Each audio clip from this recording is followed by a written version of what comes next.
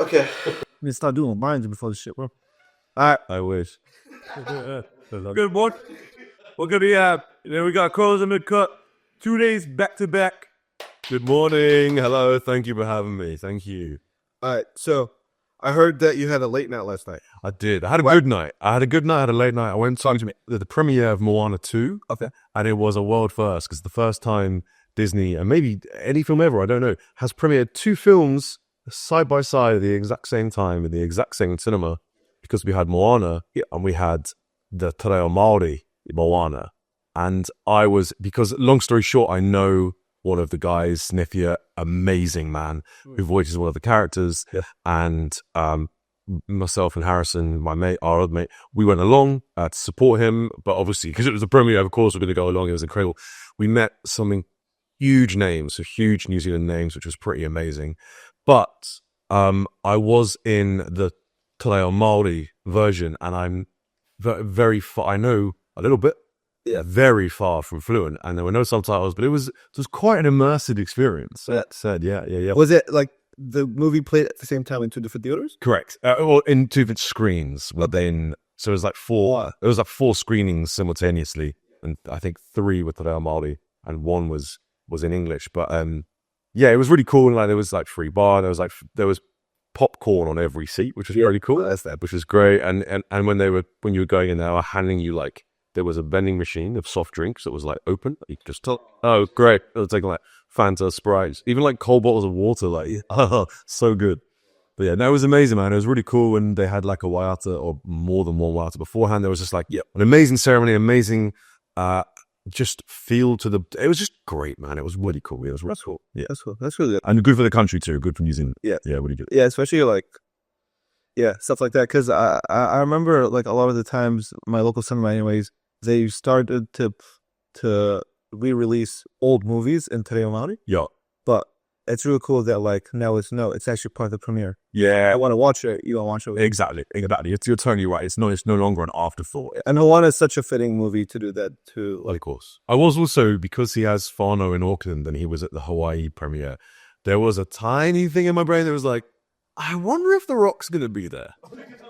So, but I thought he's already seen it, but I think he's born and raised in Auckland, or he lived in Auckland and something like that. Yeah, something like that. So I thought, you never know. But sadly, no Rock. But I mean, gosh, it was an amazing night. Yeah, that's cool. All right, switching gears very swiftly to football.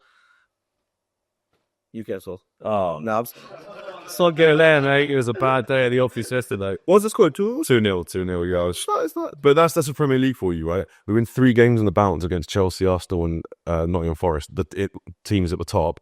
And then we're home to West Ham. Everyone's rubbing their hands, going, we're going to smash them. We lose 2-0. That is the beauty of the Premier League. It's the epitome. Yeah, okay, completely. Yeah. Okay, but speaking of the Premier League, the GOAT of the Premier League, the GOAT of fucking football, the GOAT of fucking social media, it seems. GOAT of the world. The GOAT. Yeah. Full stop. Cristiano Ronaldo has just surpassed 1 billion followers across all socials. Now, this is the first time an entity has ever surpassed $1 billion. Dollars. I mean, he probably has that as well. Probably, or near enough. Yeah. It's the first person. He is the first person to surpass 1 billion followers. He's the only person to surpass 1 billion followers. Then the second closest person is, I think, Selena Gomez with like 730 something. Wow. Messi isn't even second. He's like third or fourth. But a new speed. No, Selena Gomez. No, who said a fourth? Sorry. Messi. Oh, Messi. Yes, yeah. So wild. He had a live stream a couple months ago, like counting up to when Ronaldo did. Yeah. No way. That's sick. But it wasn't of him. It was just like live counters of each social media he had. Yeah. And I can't lie, he might be put on fraud watch because 2 of the apps were like Chinese exclusive social media apps. Yeah. I was like, man, I don't know about that. I don't know. Like, it's just like, is it cheating? Oh man, step adding? Who knows? But yeah, he's the most followed person on Instagram. I think he has over half a billion followers on Instagram. Great. Do the shit. And if you want to know how he did it, just conquer world football for 20 years, basically. Like, that's kind of it, to be honest. He treats millions like I treat thousands. Like I won like 51.1 or 2, something like that. And every time it goes up 1,000, I'm like, Yeah. Boom, we got smashed it. Yeah, and whereas he's like 501 million. Okay, cool. 502 tomorrow. That's actually insane. Yeah. And I think a lot of it like is his personal brand himself, like the character Ronaldo, that like the super self-disciplined, like still playing football at damn near 40 years old. Yeah. Like a lot of players think like 5, 6, 7, 8 years ago that hit like early 30s and they're retired. Like think Xavi, Iniesta, all them, just like a lot of players would hit their like early 30s, 35 that retire. Not Ronaldo. No, Ronaldo just fucking just smashed it out. he's a fucking robot. He is. He's fake. But I see. What's interesting is I remember the trajectory of Ronaldo, which a lot of people will be literally too young to remember. Yeah. Right? So it was the 2000 and oh my gosh, show my age here. I think it was the 2008 Euros. Yeah. Where he he came on the scene as this, like, he went from Sporting Lisbon to Man United. He had the flop, like the sort of spaghetti like blonde hair, doing all these like fancy tricks with his feet. And I remember there was this very famous like sketch show on TV. It was like Ronaldo, someone trying his shoes on in a shoe shot, and someone puts like a shoe on his foot, and then he just goes by it, and like kicks it up. So good, man. It was so good. And then at the Euros, it was Portugal versus England in the quarterfinals. And then Rooney got sent off because Ronaldo was protesting, and then Ronaldo winked at the bench. Yes. And it was so famous. And he was mad. He was like, yeah, he had a really, really, really tough time in the UK. And then he went to Real Madrid and conquered the world. Yeah.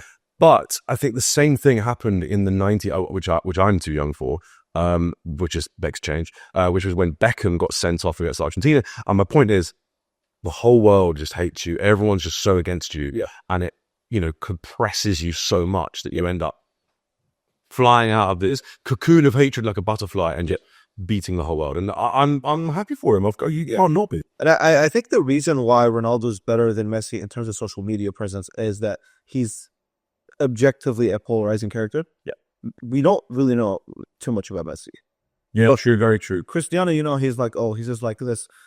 I mean, self-made, but like arrogant sometimes, like super confident, could be cocky, like just you love him or hate him. There's no in the middle. But a lot of people, they go like the sentiment of Messi is like, sure. Like, yeah, Messi is a bit of a strange one. He's a bit more of an enigma because he is so wrapped in mystery. We don't really know too much about him. Whereas with Ronaldo, I also think that like when Ronaldo's baby sons very sadly passed away, there was a real big outpouring of sentiment and emotion in the UK. So much so that Liverpool fans were chanting "You'll never walk alone" with the Ronaldo shirt when he was playing for Man United, which is like, that's to sing for a Liverpool fan to sing Man United is insane. So I guess my point is there have been these kind of touchstone moments throughout Ronaldo's career where there's been a real like emotional connection with people. Yeah. Whereas Messi is just inscrutable. Like I couldn't tell you anything about him. Yeah. I think one last thing I'll touch on with Cristiano real quick is that Ronaldo has an insane global footprint. Yes. He has an insane global appeal. Yes. And I think this is something that's not really spoken about with a lot of influencers, but he's a Portuguese guy that played in England. Yeah. Played in Spain. Yeah. Played in Italy. Yeah. Yeah. Played in the US. Went back to Manchester, but then went to Saudi. And wait, am I going mad? Was he in the US at one point? Or I made that as Messi. Oh my God, he went. No, I never played in the US. But talking about no, of course not. But like, there's something in that where like, I think PewDiePie had this very same effect when he was a Swedish guy that spoke English. Yeah. That was like, I think he was out in Italy for like the longest time. Yeah. And so like you've tapped into 3 different audiences at the same time. That's so true. And I think Cristiano is like the epitome of that. Like when you think of like global appeal, again, like it's a Portuguese player that played in all these countries, speaks English and Portuguese, like, and Brazil speaks Portuguese, which is a very big football nation as well. Yeah, you're so right. That's such a good point. Actually, he spans so many markets, whereas Messi has pretty much been like, well, Argentina, yeah, Spain, and now Miami a little bit. Yeah, America. But still, I've never heard Messi speak English. And yeah, do you know what? As you were talking then about Messi, I was just thinking that I've never heard him speak English, but also, again, yes, of course, I'm going to be biased, but the big argument when you discuss Messi or Ronaldo is that Messi's not been tested in these other leagues. And I think that it's not just a thing. I'm not just talking football wise. It's about you as a person. Have you been tested in these other leagues? I mean, he did play for PSG, but I mean, yeah. Oh, come on. Might as well not. A team of billionaires in a league of farmers. I mean, come on. Yeah, it's ridiculous. Yeah. I think it's called League on McDonald's leagues on it. Yeah. I saw that. I think it's sponsored by McDonald's. But when PSG came to Newcastle, they got slapped 4-1. That was one of the best games I've ever watched. Oh, bro. Did you watch it? Yeah. Amazing. Right. Amazing. I wish I was in the stadium, bro. Oh, mate. I wish I was in St. James. St. James, that's good. My dad was there. Bro, Said it was just like limbs. Yeah, bro. Limbs, left, right, and center, like insanity. I think, yeah, and just one last thing with Cristiano is that, like, with all these platforms, he always goes like all in. Yeah. As early as possible. Like Instagram, I remember he was like one of the first players to really adopt posting on Instagram. He has over like 7,000 posts at this moment. Wow. Back then, we're like, you just post like a random training selfie and like, yeah, just for the sake of it. Obviously, it's a lot more polished now. Yeah. But like the latest platform that he's conquered is YouTube.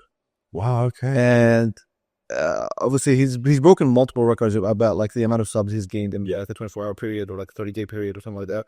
But recently he actually made a video with Mr. Beast. Did he really? Yes. No way. A full like 15-minute video with Mr. Beast where they just sat down, almost like a podcast style, and just spoke English. Oh, I need to watch that. Oh, that's incredible. I'm just gonna see how many. And this is on Ronaldo's channel, presumably. Yeah. Rather than Mr. Beast. You know, it's low. Because I was thinking that you meant that he showed up in a challenge video. No way. Yeah, how long is it? 43 million views in 5 days. It's a 14-minute video. Oh my gosh. Got the money on that. Oh. And so just like that's like Mr. Beast is like the epitome of like YouTube. Yeah. So like that's another market to get into. It's insane. Man. That's mad. It is, but fair play. The one thing I will say about the Cristiano stuff, you need to get a different editor. All the edits are so outdated. Like the video with Mr. Beast, like it's just, man, it's such a shame because like you have so much potential. This is insane coming from me. Cristiano, yes. No, bro, tell him. Like his edits are so outdated, he needs to get a better idea. It's all up. Basically, like he would like be speaking to Mr. Beast, and then when they had a funny moment, you remember like when would have a funny moment, and then the camera would pause on me, go black and white, and have like the Thug Life glasses on, like, and so please get a better editor. Well, no, do you know what? I know I could be so wrong here, but you know, and I don't know if it's going to sound crazy, but you know, if you go to another country and you watch the TV and you're like, what is this? Yeah. I don't know if maybe there's like a more global Portuguese, or I guess Portugal doesn't really count as Latin culture. Does it? That's a good question, actually. I don't know if it does. Yeah. I don't know if it might be a cultural thing, but that's hilarious. That is the Thug Life glasses. Bro, that is 10 years ago. It's that we were 15. Well, this is amazing. Thug Life glasses. Yeah. It's silly. It's silly. I think, I mean, we'll touch on this super briefly, but the ad is called "Make New Zealand the Best Place in the World to Have Herpes." This is an ad campaigned by, I think, Motion Sickness. Yeah, and it's bold as fuck. I'll say that. How do you feel? You've seen it? Yeah, I have seen it. I think. Look, I mean, at the end of the day, right? People get herpes. People get all sorts of things, and it's stigmatized because it's got humor behind it, right? Herpes is the butt of a lot of jokes. So when oh god, and I actually, do you know what? I know somebody with herpes, somebody back home in the UK, and I've seen how it can affect someone firsthand. And you know, I think the way obviously you get it, it's kind of like luck, because you know, in that, everyone's been silly at points in their lives. Everyone's made mistakes, and it's not fair that someone has to get it and deal with it and has to live with this thing forever. And it's not like, say, for example, you had, I don't know, this is a strange example, but hear me out. Say someone sadly had cancer, right? You talk about it, it's extremely sad, and it's so like, oh my gosh, and there's a big kind of like lull around it, and there's like, you know, marathons to support it. And so there obviously should be. It's the biggest killer in the world, of course. My point is, though, when you have a terrible, terrible, terrible disease like cancer, it immediately elicits sympathy, and rightly so. But when you have something like herpes, which is an affliction, something that stays with you, something that can cripple you, and can really affect you mentally massively. It's like seen as hilarious. And I think that to get back to your point, what this ad does is I think it just normalizes things. It gets things out there. And I think the more that we talk about things and the less we make it a butt of a joke, the better the conversation will be for those who suffer with it. Yeah, and I think destigmatization through humor is such a strong method to go about it. I think like the whole PSA, get it checked before it gets you scared tactics don't really work anymore. Like, it's 2024. Damn it, it's 2025, guys. Oh, yeah, give it a few weeks and a week, Yeah. mate. Yeah. And I think people are more likely to interact with humor because it disarms the audience, I think. Absolutely, couldn't have put it better myself. And I think when the audience is disarmed, they can start listening. They can start hearing. Yeah. I think in general the audience is always like on guard. Yeah. And that like when you're scaring them, they're like, "No, I'm good. I'm okay." Yeah. But the second you joke about it and stuff, it just I don't know. I feel like I've never really seen a herpes destigmatization campaign, and so that's Yeah, and I think it's like, yeah, you're completely right. Destigmatization through humor is the best thing ever, and I don't really get how we can't obviously put ourselves in the minds of someone who has herpes because we just don't know. Yep. That being said, I do think that if you are suffering with something, people tend to suffer in silence. I know that if like the person that I know who has herpes, like I know they wouldn't be shouting it from the rooftops or not. So it's something you've got to suffer with in silence. It's also like something that is obviously it's downstairs in a private area, so it's not a visible disease in your day-to-day life. So it's not something that will elicit immediate sympathy. And my point is, you can make people come back. What I'll say is I've been in the room with this person and other people coincidentally have just made a joke about herpes, and I felt their pain. Yeah. Do you know what I mean? So it's like, oh, so I know that things like this do help because it gets like you say, it disarms and destigmatizes. Yeah. It's good. So be funny. We'll see you tomorrow. Peace. Take care.